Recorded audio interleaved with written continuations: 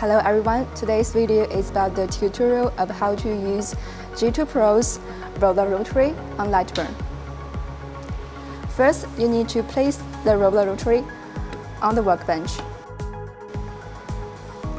Plug the USB cable of the rotary into the USB interface on the laser source box. Start the machine. And then open your Lightburn. Find and open Rotary setup in Laser Tools. Choose Roller. Enable Rotary. Set 1 mm in split size.